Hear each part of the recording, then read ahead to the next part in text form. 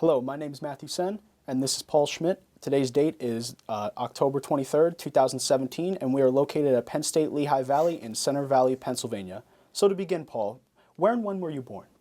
Where I was born was in Port Washington, Wisconsin, and I was born on December 26, 1947. Okay. Who are your siblings, their names and their genders, and had any other of them served in the military? As far as I was the first and only to serve in the military, I have a sister. Her name is Sandy Heineke, and I have a brother. His name is Mark Schmit, naturally. Okay. What were you doing before you had entered the service? Basically, kind of wandering around after high school, working odd jobs and trying to determine what I was going to do with the rest of my life. Okay. So in which branch of military had you served, Paul? I joined the Navy Reserve and started out in the reserve. You generally start out 1 year inactive, and then 2 years active duty, and then 3 reserve. Okay. So so you had enlisted then? Right. At that point. Okay. What happened when you had departed had you departed for a training camp at all? Originally, I went to for basic training. Okay. Is what you're asking me, Matt? Yes, sir. Basic training was down in Wisconsin, where most of the Navy personnel went from the Northeast for their training for the Navy. Okay.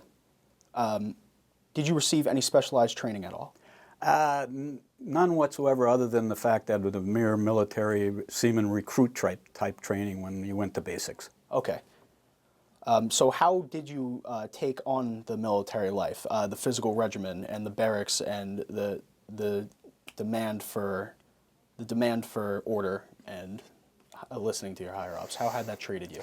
Well, it's very interesting. I'm going to have to kind of step back a little bit with regards to how I got involved with the military order. Okay.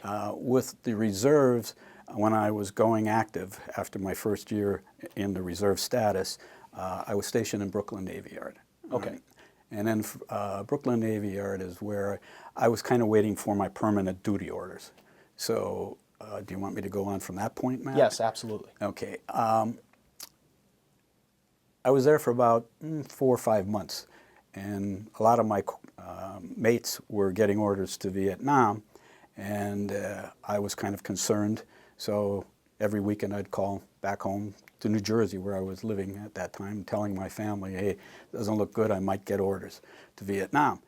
So I had to get my permanent orders, and one day they called me in to receive my orders.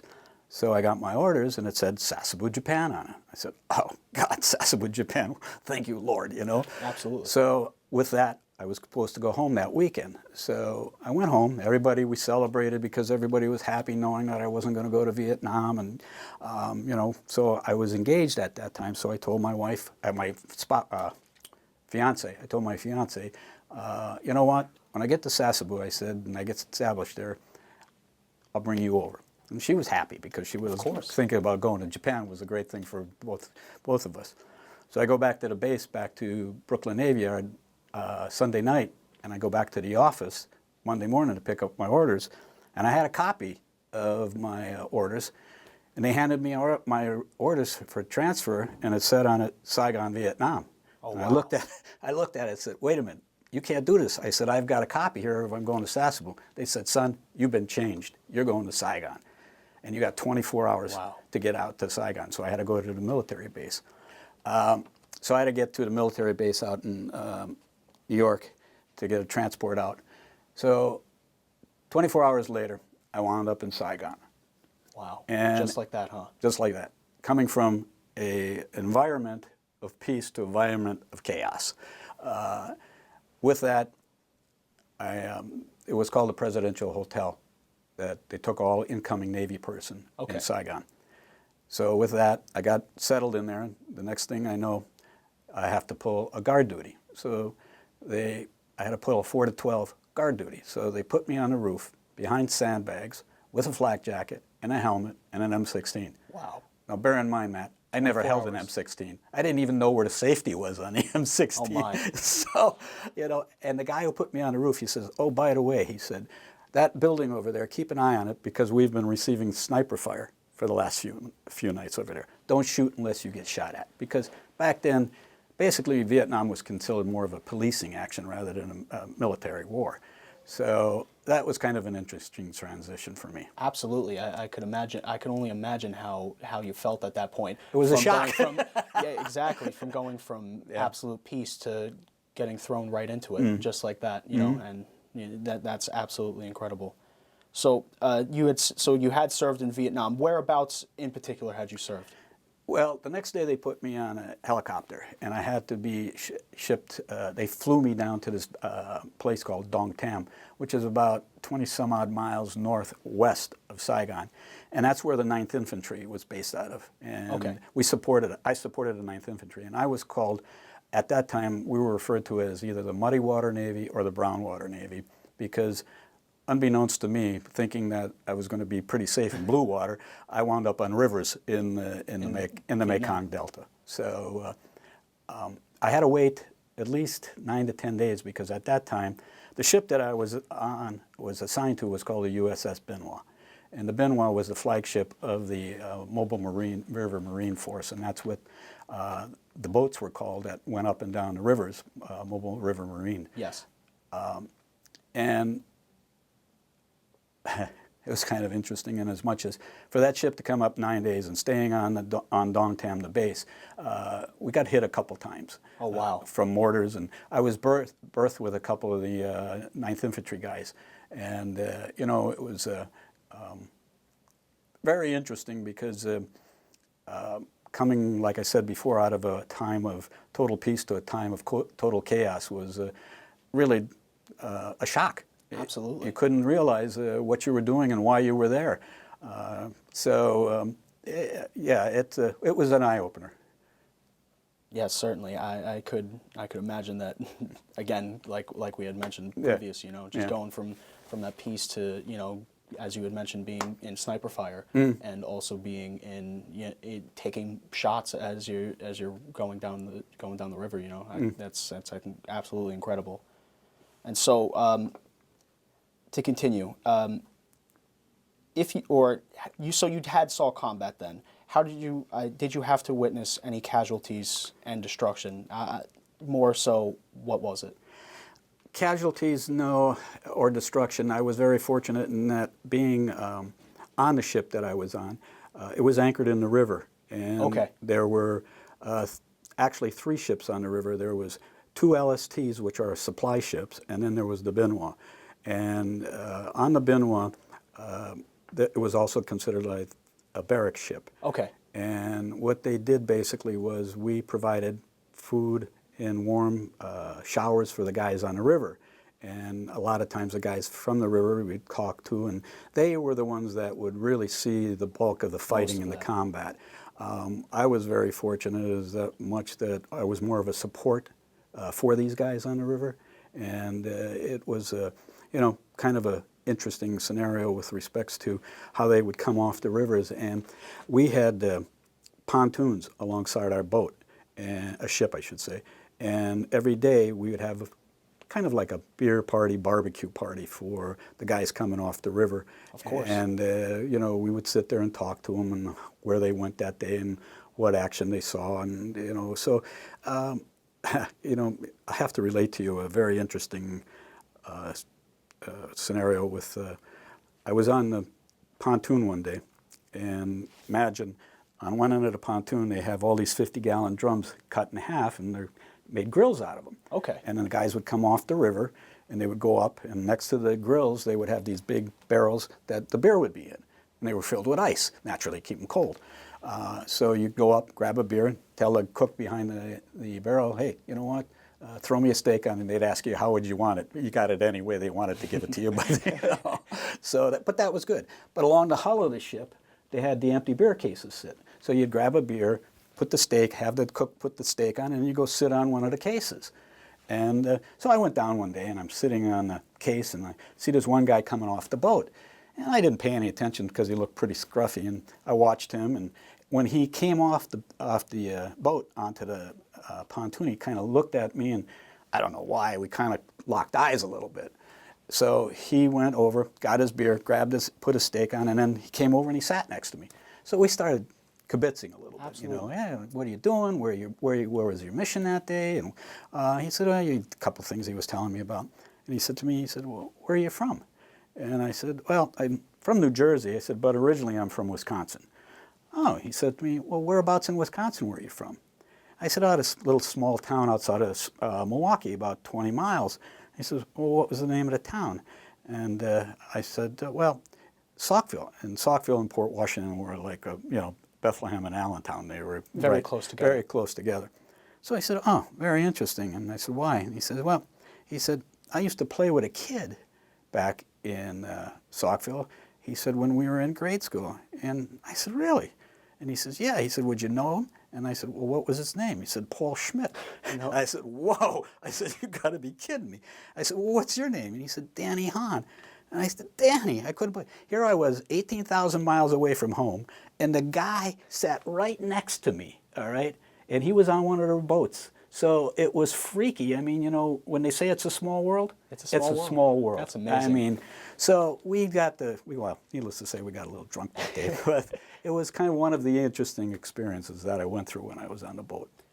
Again, going from chaos to having, you know, somebody that you know, I'm sure that must have been incredible of a morale booster for you guys. It was, you know, and I was going to say that it was a way of really kind of grounding me again, because from that time that I got down to Saigon till I got on the boat and got myself kind of established, it was almost like a surreal life. I couldn't really relate to what was going on, but that one little instant of meeting this buddy of mine, okay, that I hadn't seen in 18 years, it was a reality check for me. So it kind of helped me establish myself, get my grounding a little bit, where I was and what I was doing. Because, you know, with all the activity on the river, and they used to have troop transports constantly circling our ship and dropping concussion grenades. Because concussion, and every 24 hours a day, 7 days a week, this transport boat used to travel around our ship, and then every 15 to 20 seconds drop a concussion grenade. And that was to prevent the VC, okay, from swimming out from the shore and mining the bottom of the hull of the ship. So it was a lot of that constantly going on, the firefights, and you would hear, at night, you would hear the explosions from the artillery, and, you know, they used to have Cobra helicopters, and we used to go up on the deck some nights, because a Cobra helicopter is a two-seated helicopter. I'm sure you've seen them. They're very slim looking and very... Yes, indeed. Well, they had miniguns on them, and miniguns used to put every fifth round, 50 rounds, every 50th round on a minigun had a tracer round. And a tracer round would actually be a phosphorus round that would actually show where they were shooting. Well, Okay. It looked like laser light when they would shoot them things. That's how quickly those things would shoot. And they used to be able to put like a bullet in every square foot of a football field. So we used to go up on deck some nights and watch these guys flying around shooting along the shoreline. I mean, imagine yourself being on the Hudson River, okay, and that's basically the width of the Mekong Delta that we're in. So that's, you know, so it was kind of a crazy time in my life, you know, with respects to living on the ship and dealing with a lot of the activity that went around you, and still trying to stay focused on what your duties were. Absolutely. I mean, you have all that around you. That's very difficult, you know? I mean, even you know, someone, again, going from just peace to that, it's very difficult to adapt to that, you know? And I imagine that there was some period of that, you know? Yeah, very much so. To kind of step back a little bit, the XO of the base when I was on the ship, he called me into his office one day, because I was actually in country for 30 days before I wrote my first letter home to my folks.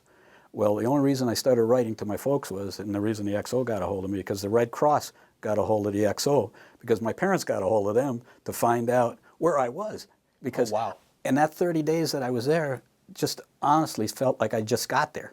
That's how... It went by that quick, huh? It went by that quick. Well, that's how unfocused I was, you know, and trying to acclimate my thinking and where I was and what was happening in my life, to come to terms with being back in the States one time, 1 minute, and then being over there. And that was the biggest shock, the transitional, and getting to be able to realize that, you know, this is for real. Yeah. This is something that, you know, you're not as secure as you think you are, and that was the biggest or the hardest transition, to realize that Naturally you're so. coming from an environment of total security to an environment of total insecurity. I mean, insecurity in as much as you had your comrades around you, but you were still in a hostile environment. Of course, the thought of that, No. that's very, that's not nerve-wracking, but Yeah, and again, it's a surreal experience at that time. absolutely, it almost doesn't feel real Right. when you go from one extreme to the next. Exactly, exactly. So absolutely. So you had mentioned your one friend. What was his name again? Danny Hahn. Danny Hahn. Yes. Do you still keep in touch with him? You know, I've tried on several occasions, but we lost contact, and it's kind of interesting. I just got involved with the VVA, which is the Vietnam Veterans Associations, and it's a local group here called 415. Okay. And I shied away from having any association with anybody that I had spent time with over there because of the experience of coming back. And, when you're over there, you don't care what's happening here in the States because you're more concerned about your buddies and what's happening around you. And the local news about the protests and everything else were something I didn't pay attention to when I was over there, and I know a lot of my buddies didn't pay attention to when I was over there. Yeah, So a lot to be concerned about. a lot of coming back and a lot of the experiences that I had were kind of buried when I came back. I didn't want to deal with them, and by not dealing with them, had a consequence. Because now here I'm the age I am, 69. In the last few years, is finally having to come to terms with what I suppressed for the last 40-some years, and the experiences that some of my buddies went through, and not that mine were, believe me, in comparison to what some of the guys went through, I had a cakewalk. But it impacted you very profoundly when you got back, because you know that the people back here in the States were not supportive of you.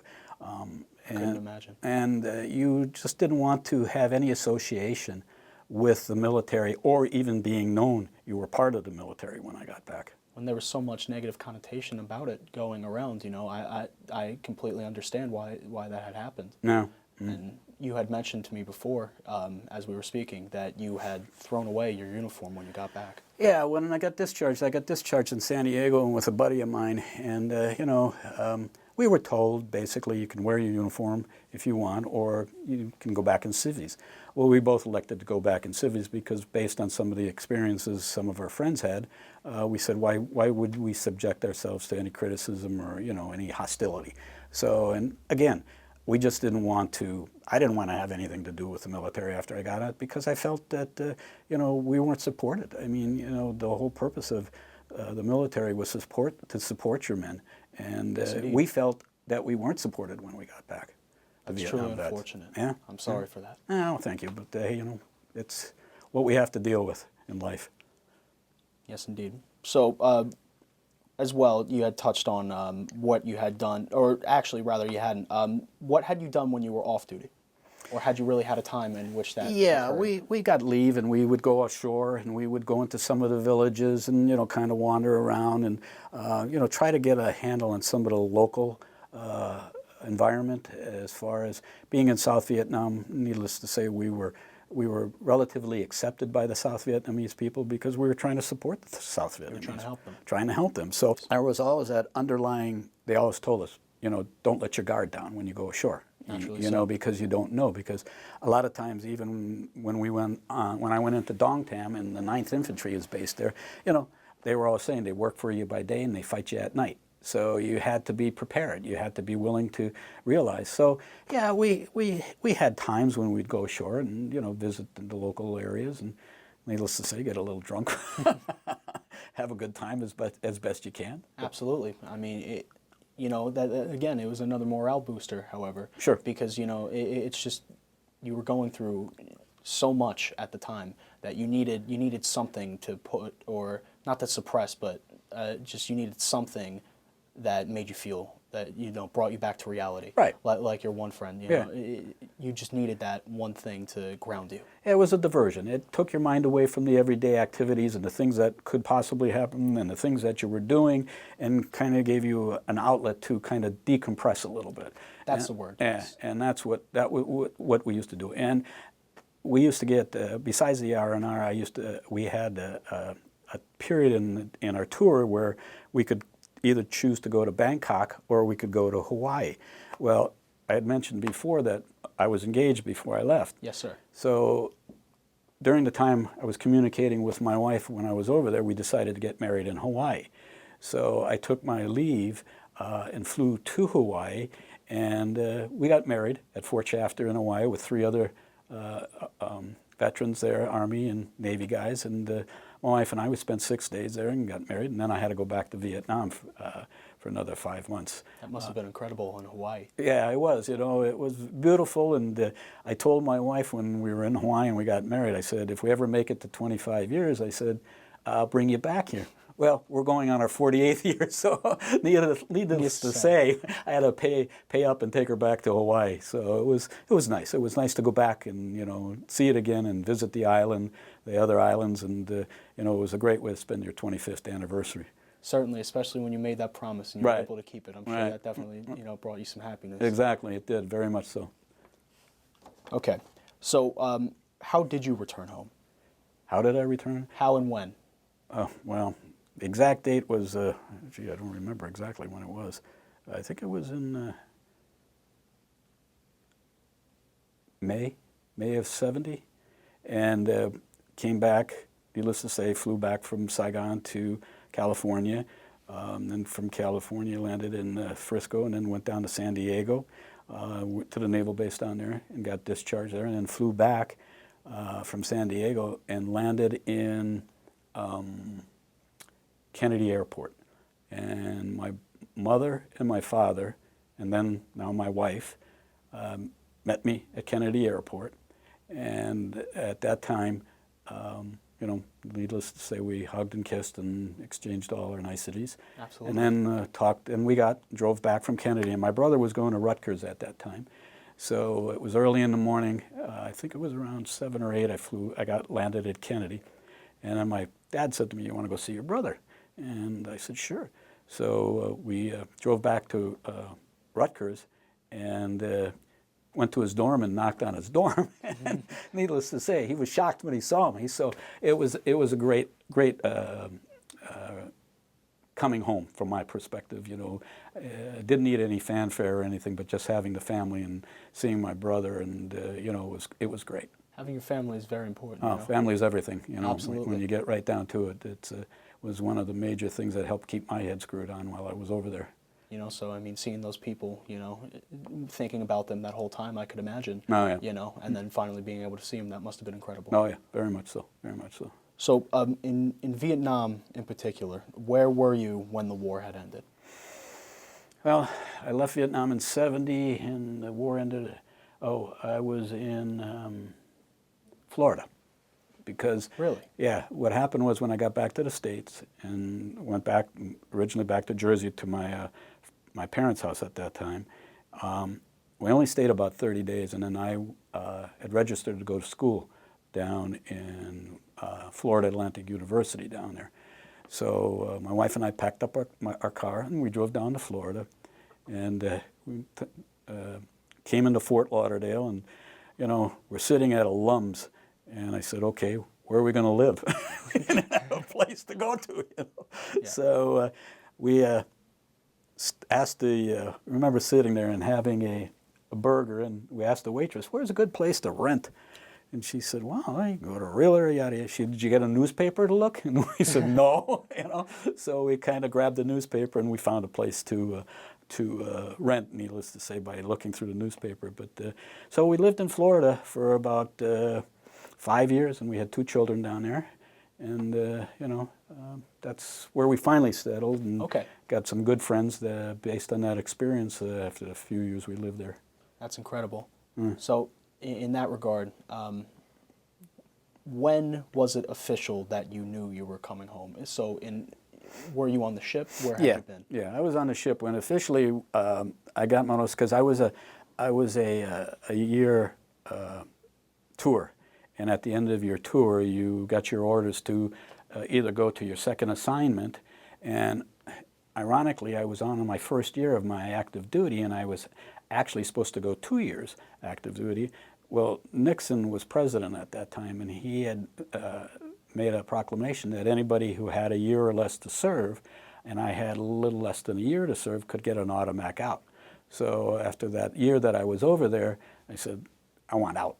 You know, and Absolutely. I didn't want to stay anymore. So, yeah. So, with respects to where I was and when I got my orders, and was over there on board ship. Okay. And then I had to take a helo naturally. And then, fortunately, this buddy of mine that I went through the whole tour with, he and I got there at the same time, so we were able to leave together. All right, so we had to fly. They heloed us off the ship into Saigon. And we spent a couple days in Saigon, and from Saigon, then we got our transfer orders to go back to the States. And you know, we stayed at the presidential hotel again, where most of the Navy personnel basically went when they came into country. So that's where we were transferred out of. That must have been incredible. It was fantastic. Hearing Nixon say that, I could only imagine. Yeah, it was great. It was great. Absolutely. So as well, me and you had discussed prior that something about Agent Orange in particular. Could you inform people what that is? Well, Agent Orange is a very toxic chemical that they use to defoliate the jungle. And it is one of the most carcinogenic agents out there. So they used to use a lot of Agent Orange in combat zones and along riverbanks because they wanted to prevent the VC from getting as close to the river as they could. So they used to just drop this Agent Orange along the banks, and it totally defoliated wherever it dropped. And Monsanto is the main manufacturer of it. And Agent Orange, because of my exposure to Agent Orange and illnesses that are associated with Agent Orange and the toxicity of Agent Orange, goes down 3 generations now into my family. Wow. So that's how toxic it is. And, you know, people don't realize that the chemicals that they use, even on their lawn, okay, case in point, Roundup. Do you Yes. know that Roundup has the components that Agent Orange has? So if you get the Roundup on your hand and you bring it into your house, or you get it on your clothes, you're contaminating anything that comes in contact with. Wow. So that's how toxic it is. So yeah, I mean, it's the Agent Orange scenario is still being fought through Washington for a lot of the vets, and a lot of the vets now too, even the Blue Water Navy is trying to get approval for contamination purposes because it had to be shipped in by boat, by ship, by plane. So it traded a lot of hands then. Oh yeah, traded a lot of hands. Even the Air Force, you know, and a lot of the pilots transporting it used to come in contact with it. So it's a sin, but I mean the toxicity of it is beyond belief. And how did it affect you personally? Well, I wound up with cancer, and because of the Agent Orange and my PTSD, right now I'm 100% disability through the VA, which, needless to say, covers a lot of my medical costs and the benefits that I get because of it. That's very good. Mm-hmm. I'm glad that's in place for you.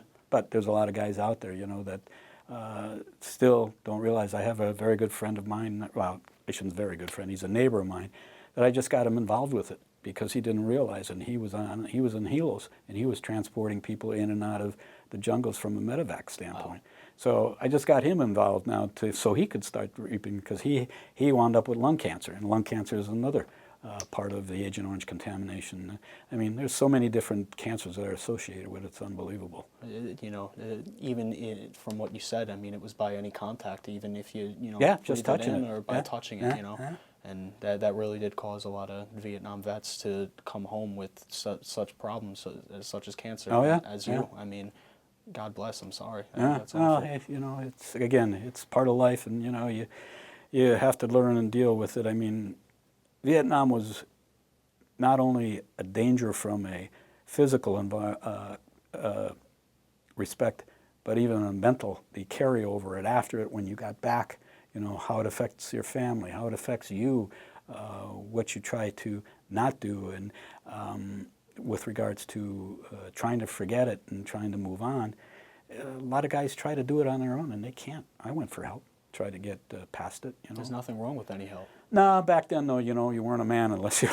Naturally, you know, that stigma occurred. However, you know, as people got older and realized, you know, that this is a battle that they may need some help. Yeah, yeah. You And know? the VA is making progress. Can they do more? Yes. But they really realize the impact that a lot of vets not only the Vietnam vets, but any veteran, whether it be World War II, Afghan, whatever, the consequences of any type of war, the profound effect it has on you from a psychological standpoint is unbelievable. You know, and a lot of these guys, whether you're in combat or not, I mean, it has an effect, and you know, you have Absolutely. they have to recognize that themselves. Yeah, you know, the first step to getting help is realizing that you need it. Exactly, exactly. You know, that's how they say it. And so, as well, how did you readjust to the civilian life then, after all that you had been through? You know, I guess it was a matter of just trying to bury what you brought back. You didn't really want to face, and you wanted to leave that behind you. You know, and when I got back, I was married. My wife and I wanted to start developing our own lives together, and I think one of the, well, was it helpful? Yes, I think it was helpful in as much as my wife and I got away from the family, and we were able to develop our relationship.